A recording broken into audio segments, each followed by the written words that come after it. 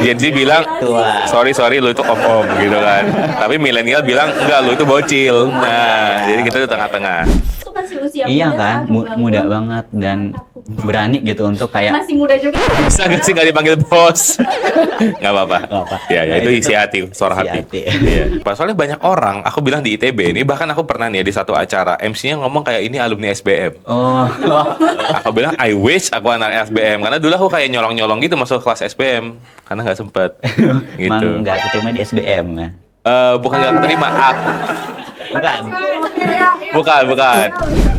Kakak kan sudah membentuk Matapu Corp. Ya. Sejak itu tuh memang Matapu Corp bekerja sama dengan para kreator. Iya, jadi kita sebenarnya, oke ini sneak peek ya buat kalian ya. Jadi di ulang tahun kita yang kelima, which is tahun ini akan terjadi, itu kita Meeting adjourn. Inside Secure. Izin bos, izin. Izin jam in. Rame banget sih email. Kenapa sih? Banyak kerjaan emang.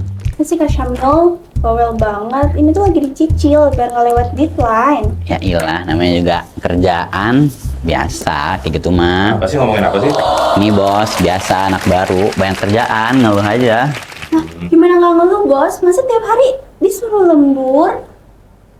Biasa nih, terus namanya juga anak kerja ya, anak baru juga. Jadi ya adaptasi lah. Nggak biasa dong Kak Syamil. Lemburnya setiap hari bos. Jangan tiap hari sih harusnya. Nah, nih gimana kalau kita tanya bos aja nih? Langsung tanya-tanya aja sama bos Jehyan yang ada di Siniar Podcast TPWNJ. Nah, nih bos, Gimana tuh? menurut bos gimana tanggapan bos terhadap anak kerja yang baru itu suka ngeluh bos? Menurut bos ya? nggak bisa gitu ya. Nggak apa. Jangan gitu ya, pakai aku kamu aja ya. Ya boleh. Sebenarnya kalau menurut aku, gak cuma anak baru sih yang ngeluh. Bahkan kayak di berbagai level pun pasti ada orang-orang yang mengeluhkan pekerjaannya. Kenapa kayak gitu? Karena kan kita itu bukan robot, satu. oke. Jadi kita itu hidup, kita punya emosi, kita punya kesibukan lain, kita punya tanggung jawab lain, dan kadang-kadang tuh ada hari-hari di mana kita itu nggak dalam kondisi kita yang paling prima. Gitu. Jadi ada hari-hari di mana kita merasa burn out, mungkin kita lagi capek, di rumah lagi banyak beban dan lain-lain. Jadinya ketika sampai di kantor atau di pekerjaan, kita jadi rasanya seperti ingin mengeluh. Karena jadi menurut aku, apakah itu hal yang wajar untuk merasa burnout? Menurut aku sangat wajar. Ngajar Gitu. tuh. Karena Wajar Kak Syamil. Ya, ya, namanya juga kerjaan ya pasti ada hal-hal bikin stres kayak gitu dong. Nah, bos, Oke, gimana? mau nanya nih, terkait kan kalau sekarang tuh banyak banget kerjaan-kerjaan yang over banget ya, dan itu juga kompensasinya tuh nggak sebanding gitu, bos. Nah, itu gimana sih tanggapan bos yang beban kerja itu yang nggak sesuai dengan kompensasi yang diberikan? menurut aku, sekali lagi kita harus lihatnya dari dua POV yang berbeda. Oke, dua sudut pandang. Dua sudut pandang. nih. Podcast banget ya ini. Podcast Oke. banget. Jadi, jadi POV yang pertama of course dari POV sebagai employee, ya employee karyawan, dan POV kedua adalah POV dari employer. Oh, ya. Employer itu adalah orang yang memberi pekerjaan. Nah, tanda kutip di sini mungkin bos gitu ya. Nah, jadi kan dalam dunia pekerjaan pasti penuh dengan ekspektasi. Jadi yang satu expect gue kerja segini, gue dapetnya segitu. Yang satu lagi ekspektasinya dibalik, gue udah kasih segini, gue expect lu kerjanya segitu. Oke. Kan? Jadi sebenarnya dinamika di dunia kerja itu adalah kombinasi dari dua POV ini, dimana employee yang tahu seberapa banyak dia bekerja, ya kan, dan POV employer atau bos yang tahu seberapa banyak yang dia kasih. Oke. Karena biasanya employee nggak akan tahu kayak, oh gaji yang aku terima ini sebenarnya berapa persen sih dari omset perusahaan. Misalnya kayak total kalau semua karyawan digabungin, akan ada pengeluaran perusahaan sejumlah sekian, itu sebenarnya berbanding gimana sih sama omset perusahaan, apakah sebenarnya ada resiko yang ditaruh sama employer kita. Mungkin penghasilan perusahaan X gitu ya, kita simpulin matematika misalnya X, tapi gaji karyawan kalau total sampai setengah X. Oh. Artinya kan itu kan lumayan tinggi. Kalau misalnya tiba-tiba di bulan depan penghasilan perusahaan jadi setengah X, maka itu semuanya jadi nol. Setengah X itu semuanya dipakai buat gaji karyawan. Nah, kan masing-masing POV ini punya ininya sendiri ya, punya apa ya, kayak gue tahu gue kasih berapa, gue tahu gue kerja berapa gitu kan dari sisi karyawan. Nah, jadi gimana cara kita bisa combine dua ini? Sebagai perusahaan, ya kita harus bisa mendeteksi hal tersebut. Apakah pekerjaan atau workload yang kita kasih karyawan itu melebihi kapasitas dia sampai dia harus kerja let's say 20 jam satu hari. Dia tidur cuma 4 jam atau misalnya kayak 18 jam, dia tidur cuma 6 jam, bangun dan langsung buka WhatsApp, langsung buka pekerjaan lagi. Nah, dari sisi karyawannya pun harus tahu bahwa dari kompensasi yang dia terima, dari benefit yang dia terima itu dia udah melakukannya sesuai dengan kapasitas dia semaksimal mungkin apa belum. Oh. Nah, dua hal itu digabung akan jadi satu dinamika yang menurut aku harmonis antara perusahaan dan karyawannya. Oke. Jadi tabrakan kayak gitu wajar terjadi berarti ya. Sangat-sangat wajar, sangat-sangat wajar. Karena ya kita namanya juga manusia ya, jadi pasti penuh dengan ekspektasi. Kecuali kayak misalnya kalau kita adalah elektronik gitu ya, misalnya kita kerja sama AI atau kita robot gitu, kita tahu kita isi bensin sekian, kita dapatnya berapa. Kita isi bensin mobil sekian liter, kita tahu kira-kira berapa kilometer yang bakal dia tempuh sampai bensinnya habis ya kan. Nah, tapi kalau manusia kan ada kompleksitas lain di situ. Kayak gitu. Jadi memang harus balance juga nih ya, benar. Nah, kalau ngomongin soal harmonis nih, itu penting nggak sih kalau misalkan di dunia kerja itu kita emang harus apa ya? Harus kehidupan itu harus harmonis atau emang kayak ya udah biasa aja penting kerja kayak gitu. Wah, Berat ya. lucu sih pertanyaannya, Oh, lucu. karena ada orang yang benar-benar sangat percaya sama work-life balance, ya kan? Tapi ada orang yang kayak bilang work-life balance itu omong kosong. Oh, oke. Nah, kalau aku ngelihatnya dari sisi perusahaannya, di sini kan aku datang dari POV employer gitu kan, Employer. aku dari sisi employer. Nggak bisa dipungkiri orang yang bekerja di kantor tempat kamu yang kamu buat gitu ya, misalnya di kantor Mantapu seperti itu menghabiskan hampir sepertiga hidupnya di kantor. Iya, selama mereka kerja 5 hari 1 minggu, let's say Sabtu Minggu libur, itu udah 5/7. Ya kan 5/7. Terus di setiap satu harinya mereka ngabisin bisa 8 sampai 10 jam, termasuk commute. Perjalanan dari rumah 1 jam, kerja let's say 7 sampai 8 jam, habis itu perjalanan pulang 1 jam lagi. Artinya 10 jam itu dihabiskan di luar rumah. 10 dihabiskan di luar rumah, let's say tidur 6 jam. 16 jam dihabiskan dalam keadaan tidak berinteraksi dengan orang di rumah. Kan tidur sama di kantor. Iya. Ya kan, tersisa berapa? 8 jam artinya kegiatan buat di kantor. Artinya, kalau kita tidak bisa memberikan ekosistem atau lingkungan yang baik untuk karyawan, ya maka artinya mereka akan menghabiskan sepertiga hidupnya itu di situasi yang tidak menyenangkan gitu. Kayak working in hell gitu misalnya ya kasarannya ya. Jadi kayak di rumah seperti adem ayem, pas pergi ke kantor langsung kayak rusuh dan lain-lain. Gua hatinya nggak enak dan lain-lain. Jadi menurut aku penting untuk menjaga work life balance gitu ya. Dari sisi karyawannya penting, tapi dari sisi perusahaannya juga harus secara proaktif bisa membuat Membuat nyaman. lingkungan yang seperti itu begitu. Oke, nah misalkan kan sekarang itu banyak banget kayak stigma Gen Z kerja nih dalam dunia kerja. Gen Z kerja. Gen Z. Kalian Gen Z kan? Gen Z. Gen Z hitungannya. Oke. Nah, gimana pandangan kakak tuh kalau Gen Z di dunia kerja dan itu tuh kan banyak banget stigmanya kayak malas, kayak apa ya, kemudian kayak ya udah senggol bacok lah ibarat gitu. Senggol ya, Kak. bacok. Gitu. Nah, itu Ini oknum gak sih Kak Syabil? iya, oknum gitu ya. Nah. Aku mewakili suara Gen Z, aku tidak merasa punya sifat Nah, seperti itu dalam pekerjaan. menurut kakak gimana? Oke. Aku mungkin kasih konteks dulu ya. Jadi aku kelahiran 96. 96 itu kita bisa sebut itu zillennial. Jadi Gen Z bilang lu terlalu tua. Iya. Gen Z bilang Tua. sorry lu itu om-om gitu kan. Tapi milenial bilang enggak, lu itu bocil. Nah, jadi kita di tengah-tengah.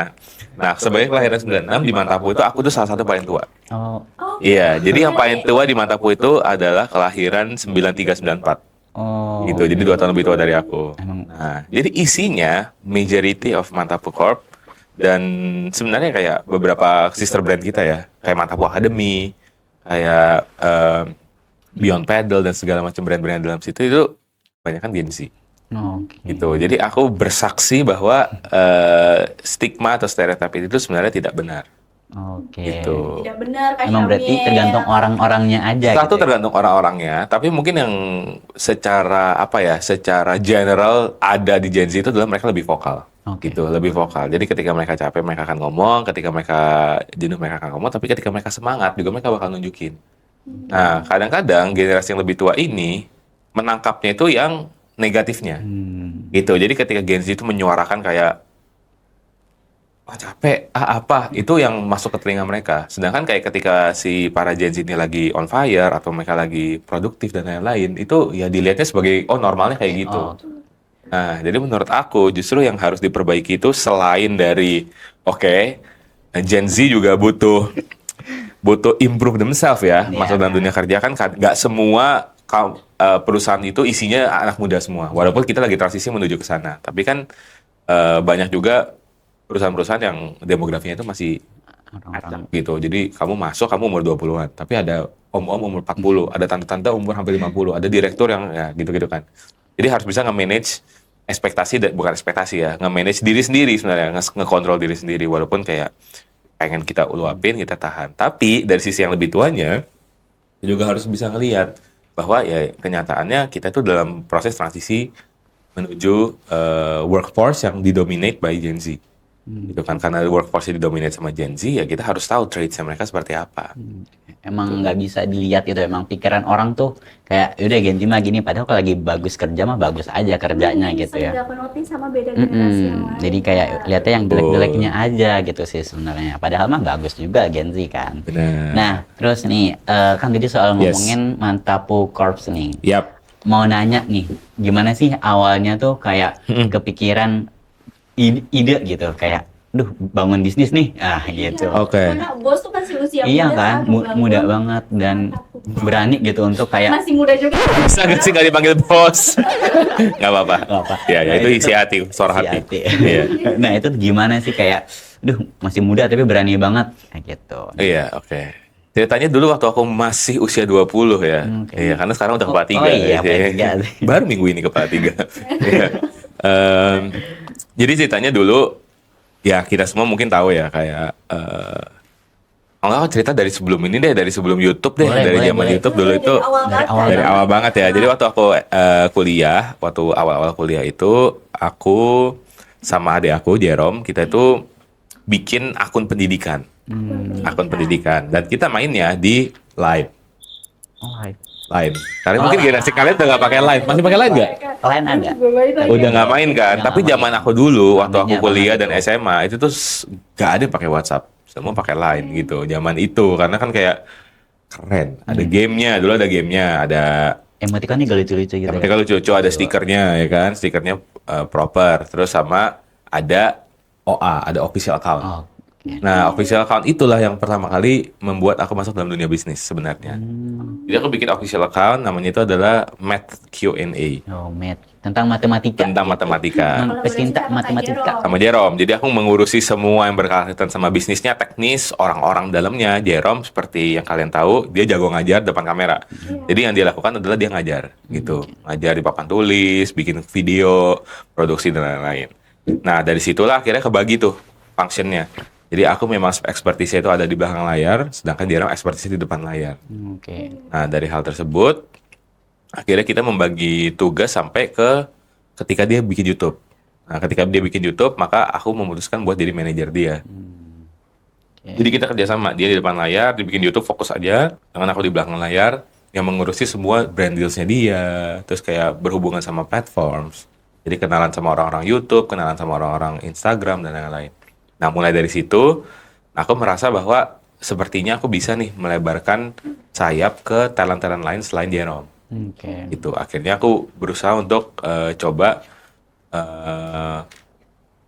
apa ya, mungkin bisa dibilang pitching ke beberapa talent-talent yang lain. Akhirnya aku waktu itu dapat talent-talent yang lain, ada 4 orang, ada yang orang Korea, ada yang orang Indonesia belajar di Amerika dan lain-lain. Dan akhirnya sekarang bertumbuh sebagai talent management proper. Jadi Jerome tetap ngelakuin pekerjaannya sebagai influencer, bikin konten. Aku di belakang, ternyata sekarang kita bisa nge-handle lebih dari 20 content creator. Wow, keren Gitu, sih. selain Jerome. Oke. Iya. Berawal dari Line pada hari Berawal dari Ya, situ. ya. Dari usaha kecil-kecilan terus akhirnya besar-besaran. Waduh, besar-besar. Iya. Siap. Oke. Berarti itu awal perjalanan karirnya ya kak. Ya. Kemudian kakak kan sudah membentuk Mantapu Corp. Ya. Sejak itu tuh memang Mantapu Corp bekerja sama dengan para kreator. Iya, jadi kita sebenarnya, oke ini sneak peek ya buat kalian ya. Jadi di ulang tahun kita yang kelima, which is tahun ini akan terjadi, itu kita akan ngelakuin major refreshment dari sisi brandingnya. Jadi mungkin kalau sekarang kalian mungkin bingung kayak, oh Mantapu Corp itu apa gitu kan? Karena kayak Mantapu Corp, tapi ada juga sekolah matematika namanya Mantapu juga gitu kan. Terus ada channel, Bisnisnya. bener, terus ada channelnya Jerome juga namanya Mantapu gitu. Nah, jadi nanti kita akan ngelakuin major refreshment dalam bentuk mengubah nama brandingnya. Tapi intinya adalah bisnis pertamanya, PT pertama yang kita bikin di Mantapu Universe ini itu adalah talent management. Jadi talent management itu artinya kita manajemen buat artis-artis. Tapi artis-artis yang kita pilih bukan artis-artis layar lebar. Yang kita pilih itu adalah kreator-kreator kayak YouTuber, TikToker, Instagram influencers. Gitu. Jadi kalau ditanya Mantapu Corp main bisnisnya apa sekarang? Ya Mantapu Corp itu masih talent management. Kita handle Jerome, kita handle teman-teman dia yang orang Jepang, kita handle, let's say kalau di dunia kerja ada kreator yang join sama kita tuh namanya Murti Wisnu. Itu dia yang suka bikin konten tentang karyawan bergaji imut, cut imut. Terus ada Jeremy Owen. Gitu, dulu yang sempat rame. Kita sempat handle Daehun selama 3 tahun. Terus kita sempat handle beberapa dokter, ada dokter Nadira, ada dokter kembar, ada Ikida Farhan. Nah, jadi Mantapu Corp itu isinya adalah kumpulan influencer-influencer tersebut. Oke, izin Bos Jahian. Yes. Aku juga kepo nih. Mantapu Corp itu kan bekerja dengan para kreator yang Yes. setiap kreator pastinya punya Ya. sub ide dan kontennya masing-masing. Betul. Dan setiap bisnis dari Mantapu Corp itu sub bisnisnya beda-beda. Ada yang F&B, ada Ada yang bergerak di belajar. juga education ya. Betul. Terus gimana caranya kakak bisa tetap pelajari banyak sub bisnis gitu? Oke. Sebenarnya kalau dibilang jago, sebenarnya enggak. Kalau dibilang jago, enggak. Karena kalau kalian tahu, mungkin ini menyambung sama pertanyaan terakhir di segmen ini ya, yang udah baca nih ya. Iya. Ketahuan. Itu kalau bahas berkaitan sama kegagalan, aku baru aja nutup salah satu bisnis F&B aku kan, yang sudah selama bertahun-tahun mengalami polemik di dalamnya. Jadi kayak kalau dibilang, sebenarnya gimana cara aku belajarnya, kebanyakan aku belajar dari nol. Karena aku nggak punya basis pendidikan yang berkaitan ke arah bisnis. Oke. Ya, kamu tahu kan jurusan aku apa? Teknik apa? Coba bisa tebak nggak? Hampir, tapi bukan teknik mesin. Teknik apa ya? Iya, ITB. benar di ITB. Tapi tekniknya apa? Soalnya banyak orang, aku bilang di ITB ini, bahkan aku pernah nih ya di satu acara, MC-nya ngomong kayak ini alumni SBM. Oh, Aku bilang, I wish aku anak SBM. Karena dulu aku kayak nyolong-nyolong gitu masuk kelas SBM. Karena nggak sempet. emang Gitu. nggak keterima di SBM ya? Bukan nggak keterima. Bukan. Bukan. Aku nggak milih SBM. Oh, nggak milih Iya, SBM. aku baru ketertarik dunia bisnisnya itu justru ketika kuliah. Oh, oke. Benar. Jadi aku tuh lulusan teknik aeronautika dan astronautika ITB 2014. Agak ribet sih. Iya, itu Apanya? teknik penerbangan. Gitu, belajar tentang pesawat. Teknik mesin pesawat Oh, jadinya. pesawat. Bisa move ke Rakit bisnis gitu. karena belajar dari nol itu. Iya, benar. Jadi kalau kamu tanya kayak belajar dari mana ya, basically aku belajar dari nol, banyak yang aku pelajarin ketika aku kuliah, ngebangun Q&A misalnya, yang tadi itu yang akun online itu. Terus ketemu sama anak-anak SBM, ketemu sama anak akselerator dan inkubator di Bandung dulu. Ya belajar dari situ. Dulu aku punya mentor aku sekarang punya bisnis parfum salah satu yang paling besar di Indonesia. Wow. Namanya adalah Humans, Oh, HMNS Humans, gitu. Oh, Itu anak ITB 2013, kakak kelas aku 1 tahun. Namanya Rizky. Gitu. Terus yang punya Brodo, itu Bang Yuka, itu juga dulu banyak ngajarin aku di akselerator dan inkubator di ITB. Emang relasi itu emang penting banget deh. Betul, dari situ. Ilmu, bener. Nggak di dalam kelas doang, di luar kelas lebih penting juga. Benar. Emang Itu ada relasi. bahasan tersendiri tuh. Aku bisa bahas 1 jam tuh tentang itu. Tapi aja. Tentang relasi nih ya. Tentang relasi dan institusi pendidikan. Oke. Menarik nih. Ya. Oke. Aku pengen tahu kakak gimana caranya bisa ngembangin dari setiap sub bisnis itu kak. Ya, jadi yang paling teknik yang aku pakai sekarang adalah kita meng-apply Mantapu Corp itu sebagai enabling company. Enabling company artinya kita punya beberapa function yang akan mengerjakan semua subbisnis kita. Nah, dalam hal ini yang kita kerjakan adalah finance, legal, dan HRD. Jadi ketika misalnya kita punya company baru, misalnya Mantapu Academy. Mantapu Academy, di situ ada Jerome sama Billy Kurniawan sebagai pionir di depannya kan, garda terdepan untuk bikin produk, untuk marketing, untuk ngajar, untuk bikin video dan lain-lain. Nah, sama seperti dulu ketika aku bikin Line, yang mengisi di bagian-bagian yang bikin mereka nggak usah mikir, itu adalah aku. Jadi di belakang layar aku akan ngurusin hiringnya mereka, aku akan ngurusin secara legal mereka kayak gimana, dan secara finance mereka seperti apa. Jadi fokus utamanya adalah mereka bisa lebih spend their time on products instead of hal-hal tetek bengek yang butuh belajar lagi. Oh, finance, oh legal, dan lebih repot. Jadi dengan seperti itu, jadi proses belajar aku juga semakin cepat. Aku akan belajar dari para CEO ini gitu. Aku akan belajar dari para orang-orang yang memimpin si sub business unitnya ini. Oh, gimana sih cara bikin video pendidikan? Oh, gimana sih cara bikin produk pendidikan? Oh, gimana sih cara ngurus lapangan padel misalnya gitu. Dengan cara seperti itu. Emang rasa keingintahuan tuh jadinya tahu beneran gitu ya kayak. Betul. Penasaran, malah jadi sukses Dan kan. ternyata penting Kak Syamil untuk kita cari mentor dari setiap sub bisnis Oke. kayak tadi yang sudah disampaikan Betul. sama bos ya. Siap, Bos. Oke. Siap bos. Oke. Oke. Mau nanya nih kan Siap. kayak pastinya tuh kalau melakukan sesuatu hal tuh pasti ada rasa apa ya kecemasan gitu ya. Kecemasan. Kayak ketakutan. Nah Oke. itu tuh ada rasa awal-awal kayak gitu nggak sih kayak, aduh kalau nanti bikin ini takut ini nih atau gimana nih pernah nggak sih kayak gitu? Nggak pede gitu ya. Nggak pede, kayak takut kegagalan. Kayak Oh, justru. Oh, oke. Justru itu kayak salah satu hal yang ini aku pernah ngepost reels tentang ini ya. Salah satu hal yang sering diomongin orang itu adalah entrepreneur atau orang-orang sukses itu adalah orang-orang yang tidak takut buat gagal gitu. Kegagalan adalah kunci kesuksesan. Gagal 1000 kali, sukses di 1001 gitu kan. Nah, tapi let me tell you the truth. My truth sebenarnya kayak ini adalah realitas yang aku coba pegang. Justru orang-orang seperti itu, orang-orang yang apa ya, kita sebut misalnya entrepreneurs ya. Entrepreneurs itu orang yang paling takut buat gagal. Oke. Nih, coba pegang kata-kata dulu. Kenapa dia paling takut buat gagal? Ya kalau dia nggak takut buat gagal, dia nggak akan ngelakuin namanya market research. Dia kan nggak akan coba untuk test trial produknya dia. Dia kan nggak akan coba untuk belajar. Dia nggak akan coba untuk cari mentor untuk sebelum dia launching bisnisnya, dia coba cek dulu sana sini, ya kan? Dia coba kecil-kecilan dulu. Dia nggak akan ngelakuin itu kalau dia nggak takut. Justru ada orang yang paling takut buat gagal itu adalah orang-orang yang ingin mencoba ini, si entrepreneur ini. Dia adalah orang-orang yang akan overthink, dia adalah orang-orang yang akan rerun berkali-kali simulation yang dia udah bikin tentang bisnisnya. Tapi yang membedakan adalah, walaupun mereka adalah orang yang paling takut buat gagal, ketika mereka eventually gagal, mereka adalah orang yang tidak takut untuk memulai kembali. Gitu. Nah, kadang-kadang kita mengsimplify itu, jadi nggak usah takut buat gagal, jadinya kayak YOLO gitu. YOLO, gaspol aja. Benar, produk belum ready, gas, ya kan. Modal belum ada, belum punya investor, pinjol kayak gitu-gitu. Misalnya, ya kan. Memaksakan banget ya. Jadinya nggak punya strategi yang tepat. Justru orang-orang yang takut buat gagal ini adalah orang-orang yang bisa masuk atau mengambil langkah pertamanya dengan strategi yang bagus. Dan akhirnya eventually ketika mereka akhirnya gagal dengan strateginya itu, mereka coba lagi. Mereka coba lagi dengan ketakutan yang sama. Mereka coba lagi. Sekarang ya lebih hati-hati lagi ya kan, lebih takut lagi dengan tanda kutip, lebih khawatir lagi dan akhirnya mereka bisa mencoba dengan lebih rapi. Oke. Emang harus kuat dulu nih strateginya gitu ya. Betul. Jadi kalau pertanyaan kamu adalah kayak tadi, apakah kecemasan itu ada atau apa? Justru menurut aku kecemasan itu penting. Gitu. Khususnya ketika kamu mau memulai sesuatu di bidang bisnis.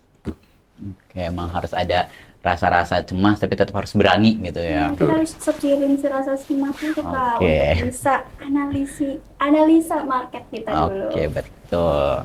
Mohon maaf nih, izin Mas Jahian, aku Iya. mau nanya momen gagal terbesar Kak Jahian selama membangun Mantapu Corp ataupun dari awal yang lain itu, adakah titik terendah perjalanan dari Kak Jahian? Kalau boleh di-spill dikit mah nggak apa-apa. Sebenarnya kayak of course ya kegagalan yang aku tadi sempat share ya, bahwa aku gagal untuk mendeteksi gitu bahwa adanya kecurangan ataupun misalnya adanya hal-hal yang tidak diinginkan datang dari partner sendiri, gitu, dari partner bisnis sendiri. Dan jujur itu aku butuh waktu bertahun-tahun untuk akhirnya bisa solve itu. Gitu. Solve yang aku maksud di sini adalah menggunakan seluruh resource yang aku punya, ya kan, uang yang aku punya untuk men-shutdown everything, gitu. Men-shutdown dengan rapi, gitu. Jadi dari sisi karyawannya, dari sisi partner-partnernya, dari sisi supplier dan lain-lain, gitu.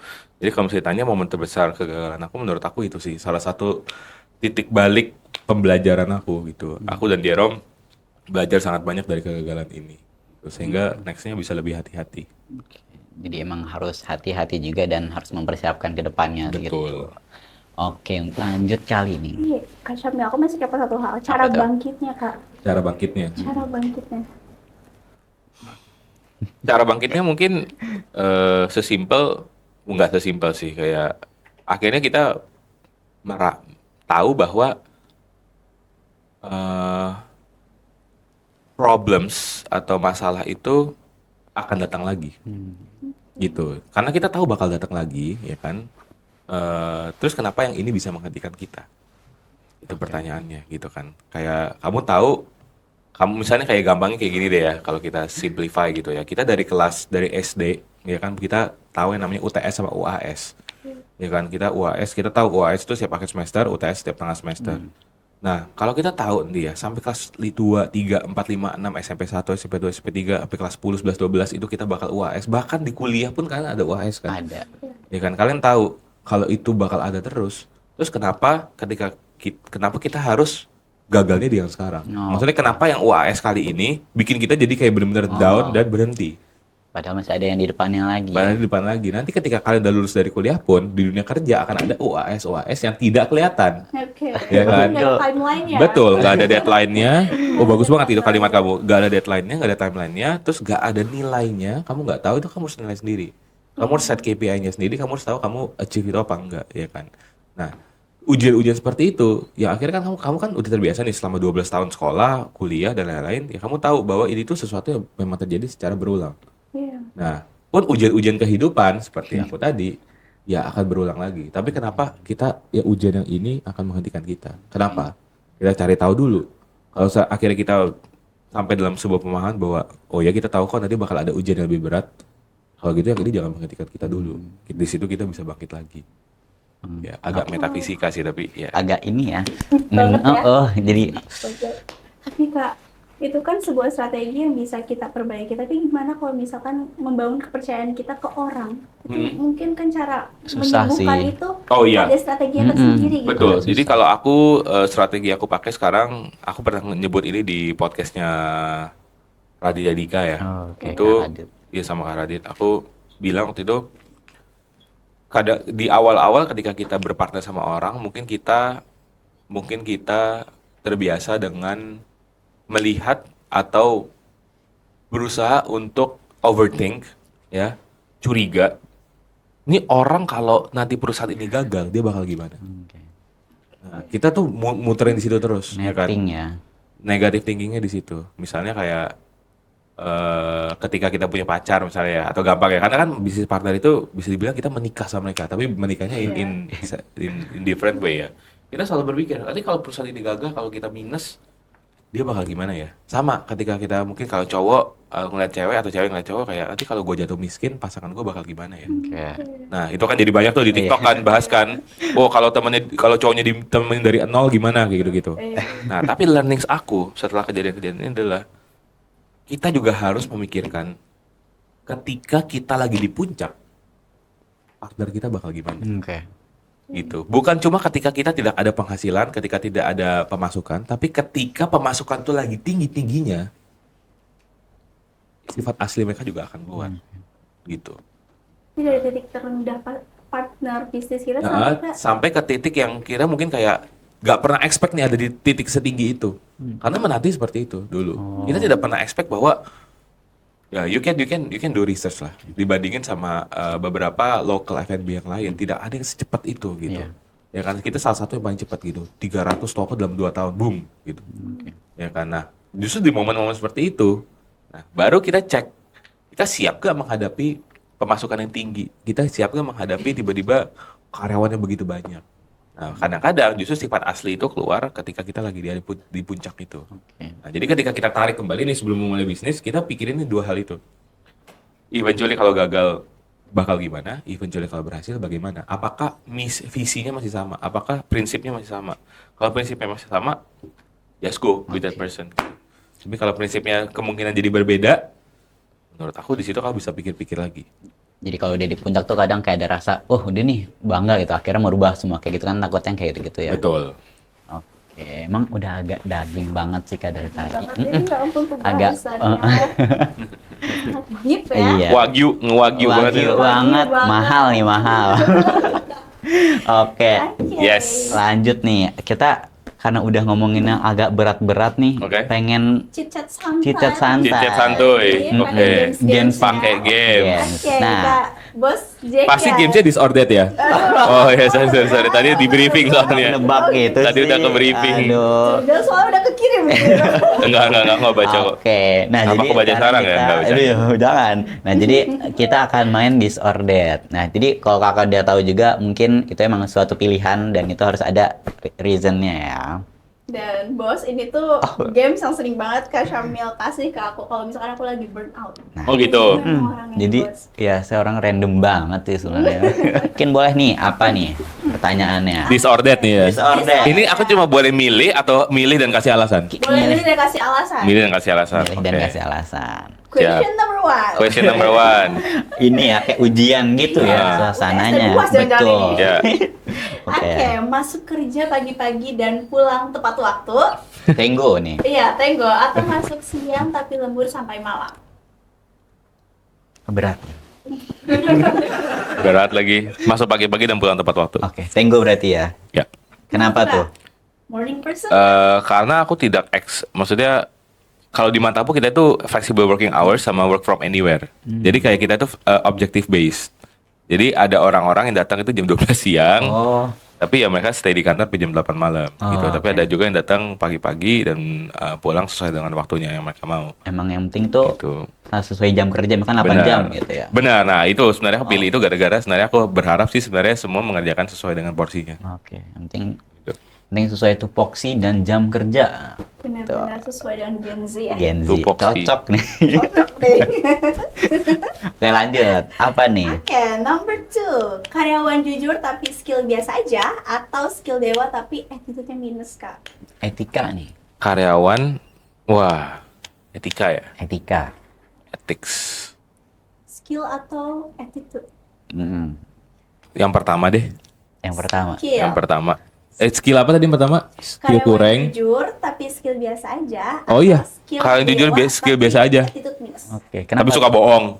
Iya kan? Kan Iya. lawan katanya. Ya menurut aku skill bisa Skill bisa di cultivate lewat sistem company. Oke. Ya kan? Jadi kalau company kamu punya sistem misalnya kayak kamu set up learning wallet misalnya kayak gitu untuk supaya mereka bisa ikutan workshop atau apa dibayarin sama company, kamu bisa cultivate skill mereka. emang fasilitas gitu. Tapi kalau karakter itu biasanya Dari bayi ya. hasil pendidikan bertahun-tahun dan nggak bisa kantor tuh nggak punya apa ya, kita bisa bikin polisinya Oke. ya kan, tapi kita nggak bisa mengubah karakternya.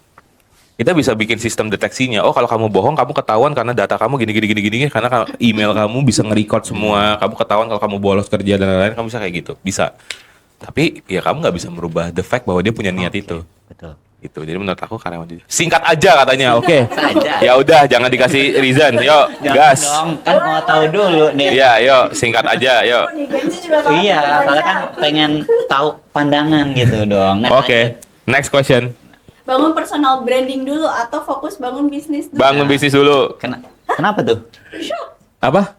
Aku kira tuh harusnya tuh personal branding Iya. dulu. Apa ini dari buat aku kan maksudnya? Iya. Ya kalau buat aku bangun yang konkretnya dulu.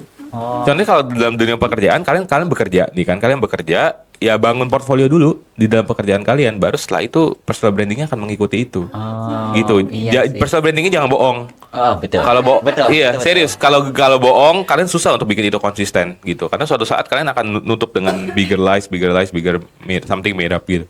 Singkat aja kalau kata yang di belakang. aja. Kita bisa bahas ini nanti lagi. Oke. Oke, gaji besar di perusahaan yang toksik atau gaji pas-pasan? Gaji imut nih, gaji imut. Iya, gaji imut. Aduh, Ini kalau aku sebagai employee ya. ya. Kalau aku sebagai employee ya. Gak terima gaji Iya. sih. Gaji sama Menggaji ya. Iya, Ya, bukan, susah. bukan digaji tapi menggaji. Aku gaji pas-pasan aja deh. Gaji. Soalnya kayak I cannot say karena aku belum pernah merasakan kantor yang toxic. Oh. Jadi kayak aku nggak mau speak on behalf of teman-teman semua yang sekarang mungkin ada di perusahaan yang toxic. Mungkin mereka kayak dalam hati kayak percuma gaji gede. Iya sih. lingkungan yang support tetap masih penting banget. Ya. Kan? Penting banget. Terakhir. Last question. Last question. Last Jadi question. bos yang disegani karena tegas atau bos yang disukai karena dekat dengan tim? Jadi bosnya disukai sih. Oh, bahasa sekalian. Tapi gimana caranya biar nggak semena-mena gitu karyawannya kan? Oh itu ya kita bisa atur pada porsinya masing-masing gitu. Ada alokasinya. Kayak ketika kali kamu sama karyawan dalam proses gini misalnya ya contoh nih ya. Kita tuh yang cowok-cowok kalau di Matapu kan majority isinya perempuan. Gitu. Kita adalah woman led company ya. Woman. Iya, kita leads dari 7 orang, 5 orangnya perempuan. Oh, 2 orangnya laki-laki. 2 orang laki-laki. Jadi laki-laki ini lumayan langka ya Pin ya. Space. Langka Jadi banget. laki-laki ini spesies lumayan langka. Akhirnya kita punya grup sendiri of course kan. Kita punya grup main. Ya kan. Namanya grup Kocak Gaming, Matapu Kocak Gaming. Nah, kita tuh main suka main PS di kantor. Bahkan kita nggak cuma main PS di kantor, kita main PS di apartemen aku. Oh. Jadi kalau aku lagi pengen kayak ajak, soalnya bisa 2 lawan 2 gitu kan. Seru sekalian sleep over, sekalian pesan pizza atau kayak gimana gitu kan. Nah, ketika kita lagi main, aku ini salah satu yang paling cupu. Oh. Oke. Jadi banyak banget yang jago main FIFA gitu. Bahkan ada tim aku ini sneak peek ya. Ada tim Mantapu yang berhasil ngalahin Medi Renaldi. Oh. Jadi dia ketemu sama Medi Renaldi, dia ngalahin Medi Renaldi. Padahal Medi Renaldi kan kontennya kadang-kadang, woi main FC26 gitu kan. Terus diketawain, lu dari mana, lu kerja di mana? Gua kerja di Mantapu. Hah, lu kerja sama Jihan Derom? Iya. Terus kita ngerosting dia. Nah, intinya adalah aku nggak terlalu jago main FIFA. Oh.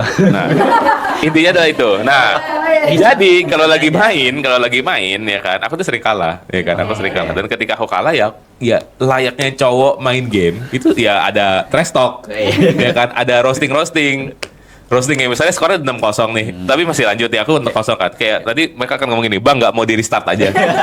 Nggak mau diudahin aja, ini langsung kalah aja gitu kan. Nah, jadi di momen-momen seperti itu ya kedekatan tuh penting. Ya kan, karena di luar kerja. Iya. Terus aku mau kayak gimana? Aku mau power abuse. Aku kayak, "Woi, lu tuh karyawan." Respect patuh gua. gitu ya. Enggak. Karena kita lagi berada dalam sebuah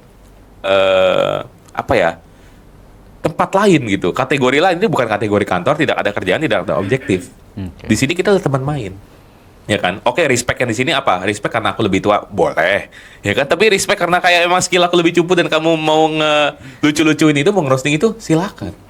Gitu. Nah, kalau aku memilih kayak pengen disegani karena tegas, kadang-kadang ketegasan tuh out of bounds.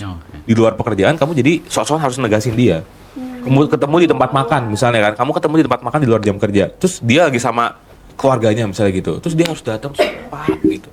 Ya enggak, di sini kita just another customer. Kita ketemu di Haidilao misalnya gitu, aku juga customer Haidilao, dia customer Haidilao, kita lagi makan bareng, Sama aja. salam aja gitu. Ya kan, kalau aku percayanya seperti itu. Ya, emang sesuai tempat juga sih sebenarnya. Betul. Oke. Memperjuangkan kedekatan. Nah, tuh dengerin. Tadi kan udah dikasih tahu juga tips-tipsnya. Kalau gagal gimana, kalau ini gimana, dan tadi juga di akhir tuh kalau kita kerja ya sesuai tempatnya aja. Ya, siap Kak Syamil. Betul. Aku akan menjadi Gen Z yang anti burnout karena udah tahu solusinya. Mantap. Dikasih tahu sama Mas Jahian. Keren banget sih. Nah, dia mau lanjut tugas banyak banget soalnya. Ya udah, oke. Kalau gitu aku izin untuk lanjut meeting dulu ya. Boleh. Oke, tadi namanya siapa? Sorry, intern barunya. Sasa. Oke, Sasa. iya, Sasa. Next time kita hangout bareng. Boleh, main FIFA ya. Oke, makasih ya. Oke, terima kasih, Yuk. Bos. Oke. Nah, tuh dengerin tadi juga udah dikasih tahu kan terkait ya tips-tips kerja, makanya harus lebih semangat lagi. Jangan banyak ngeluh. Iya, ini juga kan masih lanjut dicicil nih. Aku lanjut cicil lagi. Oh, Untung nggak bagus, ngebul nih, karena memang tempatnya aman untung nih ya. Iya Nyaman dong, nih tempat tentunya. ini. Yaitu tempat di Siniar Teknologi Pendidikan Universitas Negeri Jakarta di Fakultas Ilmu Pendidikan. Oke, see you. Dadah, sekian podcast dari Core Podcast with Bos Jahian. Sampai jumpa di episode kedua. Bye-bye.